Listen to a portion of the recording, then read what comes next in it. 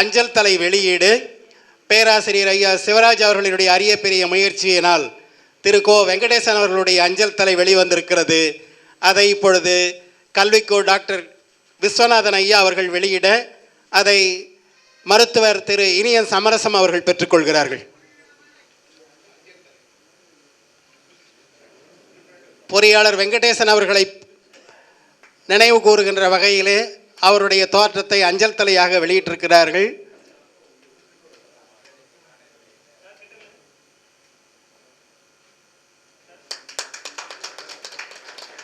தலை சிறந்த பொறியாளர் என்ற காரணத்தினால், தலை சிறந்த எழுத்தாளர் என்ற காரணத்தினால் அஞ்சல் தலையிலே கொண்டு வந்திருக்கிற பேராசிரியர் அவருடைய முயற்சிக்கு பாராட்டுதல்களும் வாழ்த்துதல்களும்.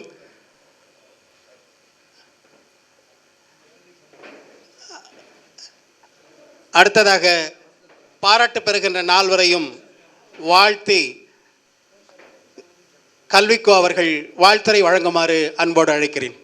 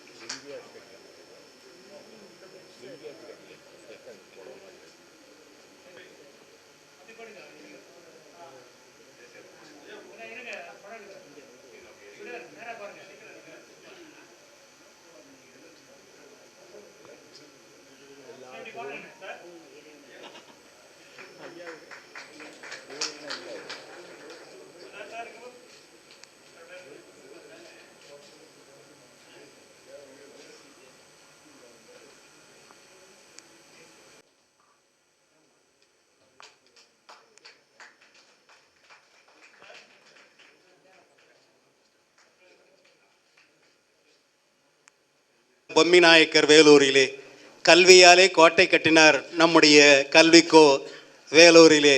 இதோ கல்விக்கோட்டையினுடைய பேருரை தமிழ் வேந்தருக்கு இப்பொழுது தலைவர் அவர்கள் சிறப்பு செய்கின்றார்கள்.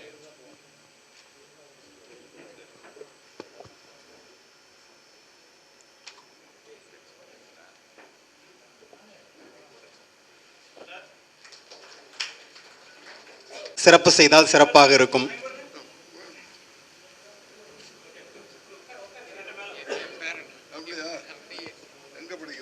நிகழ்ச்சி முடிந்த பிறகு மரியாதை செய்யலாம். அனைவரும் உட்காரும்.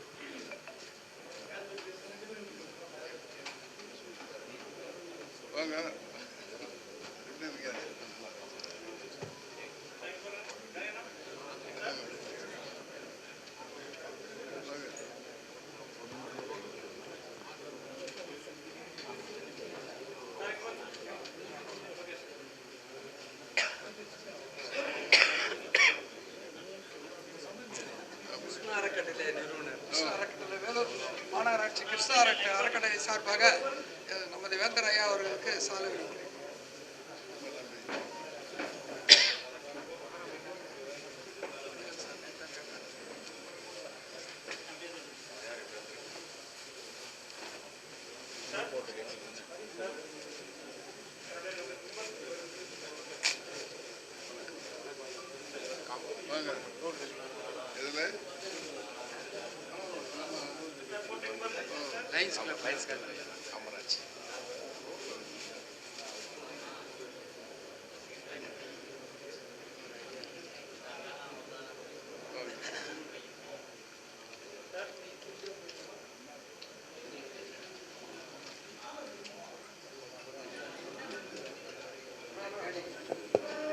உலக தமிழ் எழுத்தாளர் சங்கத்தின் சார்பாக நடைபெறுகின்ற பயண நூலுக்கு தமிழ்நாடு இதயம் கவர்ந்த இலங்கை என்ற நூலுக்கு தமிழ்நாட்டு அரசின் பரிசு கிடைத்தமைக்கும்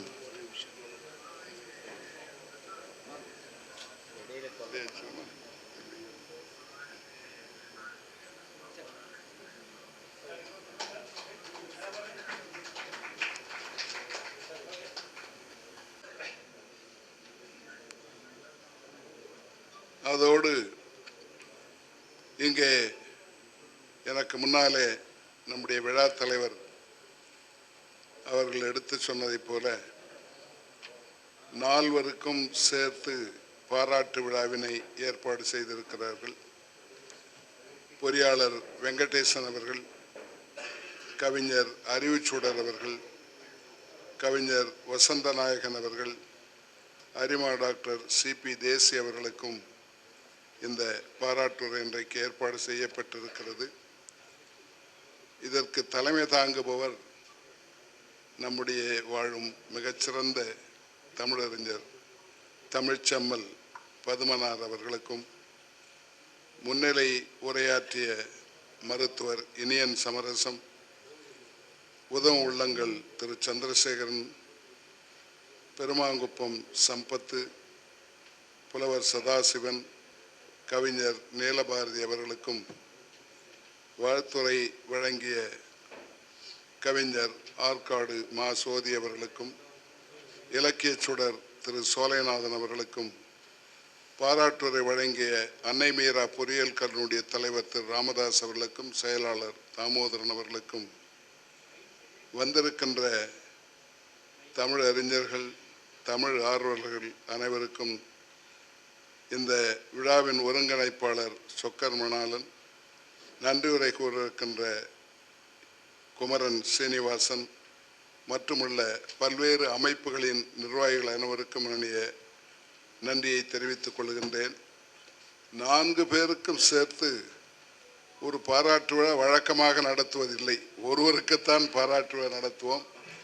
ஆனால் இன்றைக்கு நம்முடைய அரசின் விருது பெற்றவர்கள் அனைவருக்கும் ஒன்றாக சேர்த்து வேலூரில் நடத்துவது மிகுந்த மகிழ்ச்சியாக இருக்கிறது. தமிழ் வளர்கிறது என்பதற்கு இதைவிட ஒரு சாட்சி இருக்க முடியாது. அதுவும் வேலூர் என்று சொன்னாலே நல்ல தமிழ் பேசாத ஊர் என்ற ஒரு பெயர் உண்டு. அதற்கு காரணம் இங்கே கொஞ்சம் தெலுங்கு கலந்திருக்கும், கொஞ்சம் மலையாளம் கலந்திருக்கும், கொஞ்சம் உருது கலந்திருக்கும். இப்படியாக சித்தூர் தெலுங்கும் வேலூர் தமிழும் சரியாக இருக்காது என்று சொல்வார்கள்.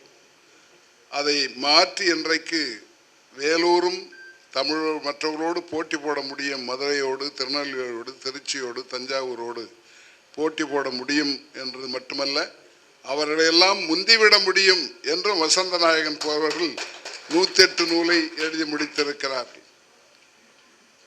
கவிஞர் அறிவுச்சுடர் நீண்ட காலமாக எழுதி கொண்டிருப்பவர்.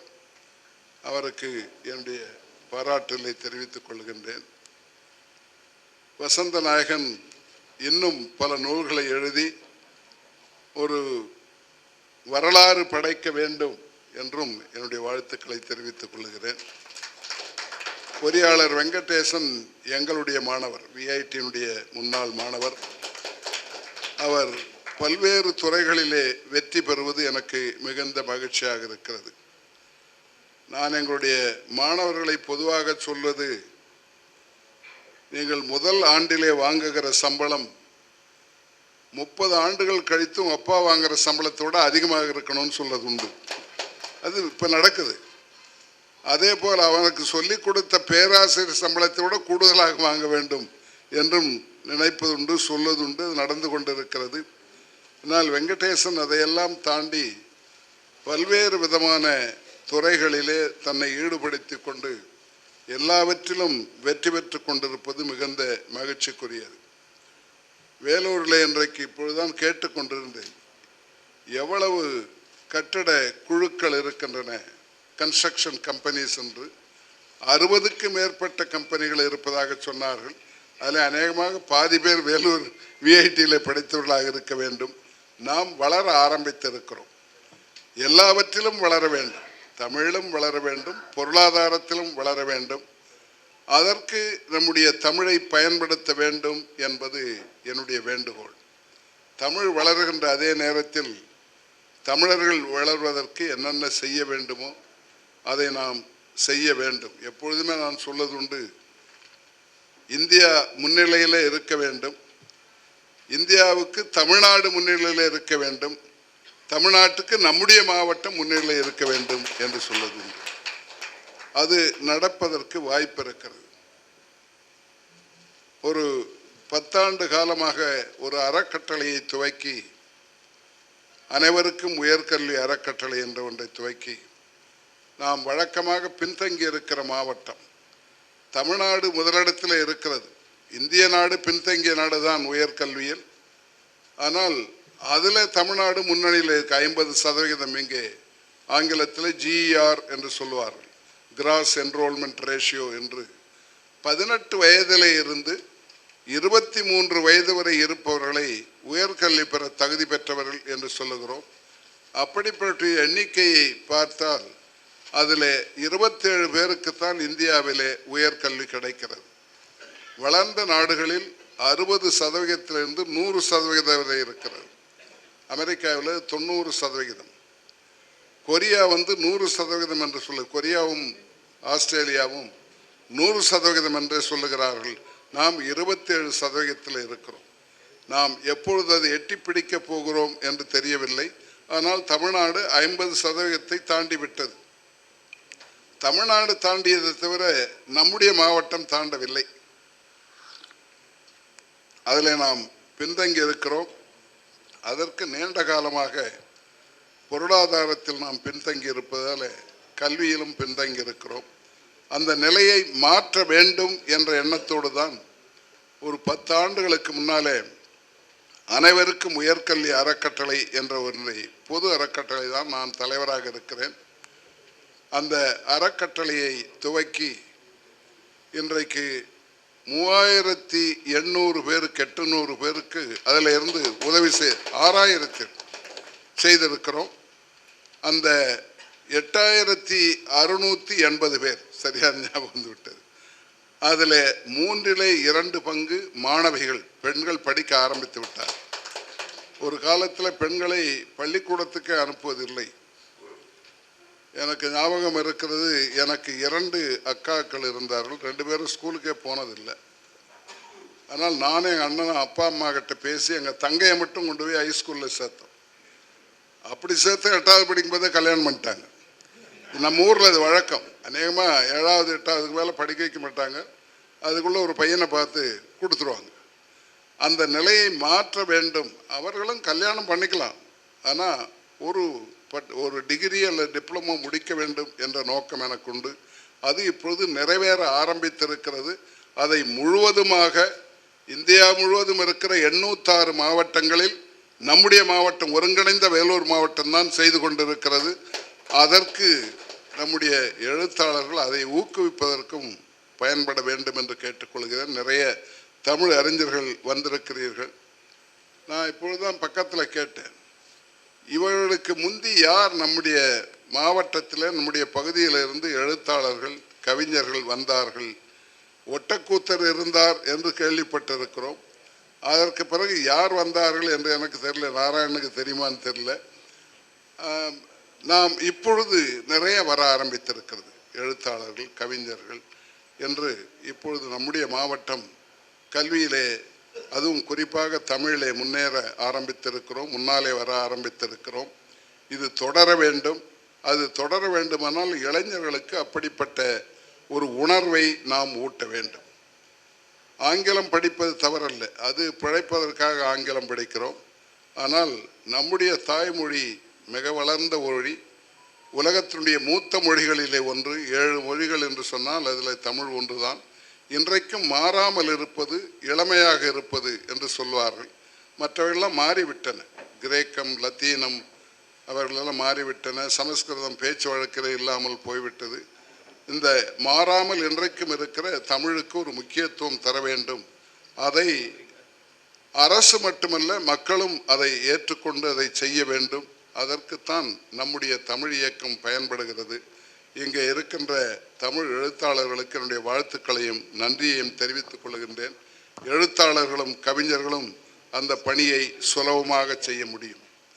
அது மட்டுமல்ல, மற்றவரெல்லாம் சொல்ல யோசிக்கின்ற கருத்துக்களை கவிஞர்கள் தாராளமாக சொல்வார், தைரியமாக துணிச்சலோடு சொல்வார். நீங்கள் பாரதிதாசன் கவிதைகளை நிறைய பேர் படித்திருப்பீர்கள். அதை எத்தனை பேர் மேடை ஏறி பேசி இருக்கிறார்கள்? மிக குறைவுதான். அப்படிப்பட்ட துணிச்சலான கருத்துக்களை சொல்லக்கூடியவர்கள் புலவர்கள்தான், எழுத்தாளர்களும் அதில் சேர்வார்கள். அப்படிப்பட்ட மக்களிடையே எடுத்து சொல்லி மூட நம்பிக்கைகளை போக்குவதற்கும் எழுத்தாளர்களாலும் கவிஞர்களாலும் முடியும். நான் இப்பொழுதுதான் கேட்டுக்கொண்டிருந்தேன், இந்த இலங்கையிலே அங்கே போய் நிறைய சீதை ராவணன் என்றெல்லாம் இருக்கின்றதே, இது என்ன வரலாறா புராணமா என்று நான் வெங்கடேசனிடத்தில் கேட்டேன். அங்கே இதுக்கு ஏதாவது சாட்சிகள் இருக்கின்றனவா என்று. அப்படி இருப்பதாக தெரியவில்லை, புராணம் மாதிரி தான் தெரிகிறது என்று சொன்னார்கள்.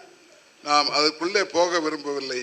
ஆனாலும் அதையே நமக்கு ஒரு காவியமாக கம்பர் கொடுத்து விட்டு போய்விட்டார். யாரும் படிக்காமல் இருக்க முடியாது. கம்பராமாயணம் என்பது ராமாயணத்தை விட அதில் இருக்கிற தமிழுக்குத்தான் முக்கியத்துவம் உண்டு, கதையை விட. அப்படிப்பட்ட கவிஞர்கள் நம்மோடு வாழ்ந்திருக்கிறார்கள். இன்றைக்கும் நம்மோடு கவிஞர்களும் எழுத்தாளர்களும் இருக்கிறார்கள். அவர்களை பாராட்டுவது மிக முக்கியமானது. அதனால தமிழக அரசுக்கு நான் நன்றி சொல்ல கடமைப்பட்டிருக்கிறேன். ஒவ்வொரு எழுத்தாளரையும் கவிஞரையும் தேர்ந்தெடுத்து ஆண்டுதோறும் அவர்களுக்கு விருது வழங்குவதும் அவர்களுக்கு வேறு விதமான சலுகைகளை செய்வதும் மிக மிக நல்லது. அரசாங்கம் அதை தொடர்ந்து செய்ய வேண்டும், இன்னும் அதிகமாக செய்ய வேண்டும் என்று கேட்டுக்கொள்கின்றேன். ஒன்றே ஒரு வேண்டுகோள் அரசாங்கத்திற்கு, இந்த கல்வியை பொறுத்தமட்டில் இன்னும் எந்த மாநிலமும் இந்திய நாடு உயர்கல்வி வரை இலவசமாக தருகின்ற ஒரு வாய்ப்பே இல்லை. அரசாங்க பள்ளியில் படித்தால் இலவசமே தவிர தனியார் பள்ளியில் படித்தால் எந்த விதமான உதவியும் அரசாங்கம் செய்வதில்லை. அதே போல் உயர்கல்வியிலே முழுமையான இலவச கல்வி கிடையாது. உலகத்தில் ஒரு 22-23 நாடுகளில் இலவச கல்வியை உயர்கல்வியை கூட இலவசமாக கொடுக்கின்ற நாடுகள் இருக்கின்றன. அவர்கள் மாணவர்களுக்கு மட்டுமல்ல, வெளிநாட்டு மாணவர்களுக்கும் கொடுக்கக்கூடிய நாடுகள் இருக்கின்றன. Germany, France, Netherlands, Sweden, Denmark போன்ற நாடுகளில் அயல்நாட்டு மாணவர்களுக்கும் கொஞ்சம்தான் கட்ட வேண்டும், ஒரு நாமினல் ஃபீஸ் என்று சொல்வார்கள். மற்றபடி அவர்களுக்கு இலவச கல்வி என்றே சொல்லலாம். அப்படிப்பட்ட நிலை இருக்க நம்மால் அது முடியாமல் போகலாம். ஆனால் பிற்படுத்தப்பட்ட அல்லது தாழ்த்தப்பட்ட பொருளாதார ரீதியாக பின்தங்கி இருக்கிற குடும்பத்தை சார்ந்தவர்களுக்கு நிச்சயமாக உயர்கல்வியை இந்த நாட்டிலே கொடுக்க வேண்டும். அதை எழுத்தாளர்கள் எங்கெங்கே முடியுமோ அதை செய்ய வேண்டும் என்று நான் கேட்டுக்கொள்கின்றேன். நம்முடைய மாவட்டத்தை பொறுத்தவரையில் முழுமையாக எல்லோரும் உயர்கல்வி பெற்றவர்கள் என்ற நிலையை எய்திவிட வேண்டும். அது எவ்வளவு காலத்திற்கு செய்ய போகணும் தெரியல, நிச்சயம் நம்மால் முடியும். நீங்கள் உதாரணத்திற்கு சொல்ல வேண்டுமானால், ஆண்டுதோறும் எங்களுடைய விஐடியிலே பணியாற்றுகின்ற பேராசிரியர்களும் ஊழியர்களும் தங்கள் ஒரு நாள் சம்பளத்தை கொடுக்கிறார். 365 நாளில் 364 நாள் நீங்கள் வச்சுக்கோங்க, ஒரு நாள் சம்பளத்தை மட்டும் கொடுக்கிறார்கள். சென்ற ஆண்டு 85 லட்சம் ரூபாய் அது கொடுக்கப்பட்டது. நான் இந்த ட்ரஸ்ட்டுக்கு, இந்த அறக்கட்டளைக்கு மாற்றி விடுகிறேன். அதே போல் பொதுமக்களிடத்தையே வசூல் செய்து ஆண்டொன்றுக்கு ஒரு 1 கோடி அல்லது 1.25 கோடி ரூபாய் கொடுத்து கொண்டிருக்கிறோம். அது போதாது, இன்னும் அதை உயர்த்த வேண்டும். அப்பொழுதுதான் எல்லோருக்கும் இன்னும் கொஞ்சம் அதிகமான உதவியை செய்ய முடியும். ஏழை மாணவர்கள் இன்னும் நிறைய பேர் இருந்து கொண்டிருக்கிறார்கள். ஏழ்மையை மாற்றுவதற்கே கல்வியால் தான் முடியும். இந்த இலவசங்கள்லாம் கொடுத்து அது ஏதோ கொஞ்ச நாளைக்கு இருக்குமே தவிர நிரந்தரமாக அவர்கள் ஏழ்மையை நீக்க முடியாது. அதை நீக்க வேண்டும் என்று நான் விரும்புகிறேன். அதை நாங்கள் எக்ஸ்பெரிமெண்ட்டை செஞ்சே பார்த்துட்டோம். ஸ்டார்ஸ்னு ஒன்று வச்சுருக்கோம், support the advancement of rural students. ஏழை மாணவர்கள் அரசு பள்ளியில் படிக்கிற கிராமப்புறத்தை சேர்ந்த மாணவர்களை ஊக்குவிக்க வேண்டும் என்ற ஒரு திட்டத்தை ஒரு 10-15 ஆண்டுகளுக்கு முன்னிலே துவக்கணும். அதில் விஐடிக்கு உள்ளே வர வேண்டுமானால் நுழைவுத் தேர்வு எழுத வேண்டும், என்ட்ரன்ஸ் எக்ஸாம். அவர்களுக்கு நுழைவுத் தேர்வே தேவையில்லை. அங்கே அந்த மாவட்டத்தில் அதிகமான மார்க் வாங்கினாலே போதும். 12ஆம் வகுப்பில் அவர்கள் நேரடியாக அரசாங்கத்தில் இந்த லிஸ்ட்டை வாங்கி நம்ம எடுத்து விடுகிறோம். ஒரு மாணவன் ஒரு மாணவியை தேர்ந்தெடுத்து அவர்களுக்கு கல்வி இலவசம், உணவு இலவசம், தங்குமிடம் இலவசம் எல்லாவற்றையும் செய்து அவர்கள் முடிந்த உடனே வேலையை வாங்கி கொடுத்து விடுகிறோம். நான் அந்த கணக்கை போட்டு பார்த்தேன். இப்போ போன வாரம் 8 மாணவிகளுக்கு அந்த டெல் என்ற ஒரு கம்பெனியில் வேலை கிடைத்திருக்கிறது. 8 பேருக்கும் மாதம் 1,00,000 ரூபாய் சம்பளம். அவருடைய தாய் தந்தையுடைய வருமானத்தை நான் வாங்கி பார்த்தபோது 5,000 ரூபாயிலிருந்து 10,000 ரூபாய் தான் மாத வருமானம். அவர்களுக்கு பிறந்த இந்த குழந்தை, இந்த பெண்ணோ பையனோ இப்பொழுது மாதத்திற்கு 1,00,000 ரூபாய் சம்பாதித்து வீட்டுக்கு கொடுக்க முடியும். அப்படிப்பட்ட வாய்ப்பு உயர்கல்விக்கு இருக்கிறது. அதை நம்முடைய மாவட்டத்தில் செய்ய வேண்டும். அதற்கு நம்முடைய கவிஞர்கள், எழுத்தாளர்கள் பயன்பட வேண்டும். அதில் அக்கறை காட்ட வேண்டும் என்று கேட்டுக்கொள்கிறேன். வெங்கடேசன் அவர்கள் ஆரம்பித்து என்ஜினியராக ஆரம்பித்து எழுத்தாளராகி ஜோசியம் கூட படித்தாருன்னு சொன்னாங்க. நான் அவர்கிட்ட கேட்டேன், ஜோசியம் படிச்சிங்களான்னு. அது எனக்காக இல்லை, அதை பற்றி தெரிஞ்சுக்கிறதுக்காக படித்தேன்னு சொன்னார். நான் அது மாதிரி பண்ணுறது உண்டு. ஊரில் இருக்கும்போது நான் சின்ன வயசுலேயே ஈரோட்டு பக்கம் போய்விட்டேன். ஈரோட்டு பாதையில் எனக்கு அதெல்லாம் நம்பிக்கை, நல்ல நேரம் கெட்ட நேரம் இதெல்லாம் கிடையாது. ஆனால் ஊர்லேருந்து கேட்பாங்க, நான் இன்னைக்கு ஏதாவது வேணும், அதுக்கு நேரம் பார்த்து சொல்லு, நட்சத்திர பலன் இதெல்லாம் பார்த்து அவர்களுக்கு சொல்வேன். நான் அதில் நம்பிக்கை இல்லை என்றாலும் அது மாதிரி அதையும் கற்றுது, இந்த களவையும் கற்றுமற என்று சொல்லுவார்கள். அப்படி ஜோசியத்தை கூட வெங்கடேசன் அவர்கள் படித்திருக்கிறார்கள். அவர்களுக்கு வாழ்த்துக்களை தெரிவித்துக் கொள்கிறேன். அவர் போகிற எல்லா துறையிலும் அவர்கள் வெற்றி பெற வேண்டும். அது பொறியியல் துறையாக இருந்தாலும் எழுத்து துறையாக இருந்தாலும் எந்த துறையில் போகிறாரோ அவர் வெற்றி பெற வேண்டும் என்றும், அதேபோல் இன்றைக்கு பாராட்டு பெறுகின்ற கவிஞர் அறிவுச்சுடர் அவர்கள், கவிஞர் வசந்தநாயகன் அவர்கள், டாக்டர் சிபி தேசி அவர்கள் அனைவருக்கும் என்னுடைய பாராட்டுக்களையும் வாழ்த்துக்களையும் தெரிவித்து விடைபெறுகின்றேன். நன்றி, வணக்கம்.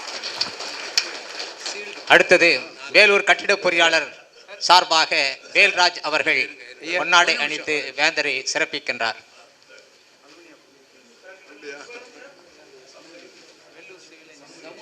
செய்கிறார்.